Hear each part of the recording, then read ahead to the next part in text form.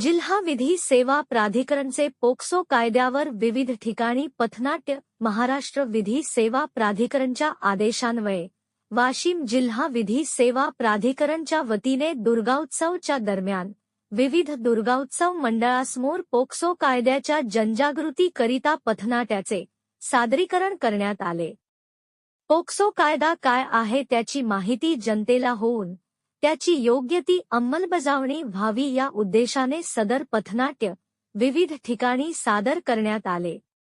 दिनांक 22 सप्टेंबर रोजी वाशिम तालुक्यातील काटा येथील जय भवानी दुर्गा उत्सव मंडळ, दिनांक 23 सप्टेंबर रोजी शहरातील जय भवानी दुर्गा उत्सव मंडळ, 24 सप्टेंबरला गोटे महाविद्यालय, 25 सप्टेंबरला छावा दुर्गा उत्सव मंडळ अकोला नाका, 26 सप्टेंबरला पंचाळा येथील जय दुर्गा उत्सव मंडळ, 27 सप्टेंबरला नंदिकेश्वर दुर्गा उत्सव मंडळ, 28 सप्टेंबरला अष्टभुजा दुर्गा उत्सव मंडळ गुरुवार बाजार, 29 सप्टेंबरला एकविरा नवरात्र उत्सव मंडळ गव्हाणकर नगर, 30 सप्टेंबरला चौरेश्वर दुर्गा उत्सव मंडळ व दिनांक 1 ऑक्टोबरला तालुक्यातील कळंबा महाली येथील सार्वजनिक दुर्गा उत्सव मंडळ जवळ पोक्सो कायद्याच्या बालकांचे लैंगिक अत्याचारापासून संरक्षण कायदा जनजागृतीपर पथनाट्य सादर करण्यात आले. तसेच जिल्हा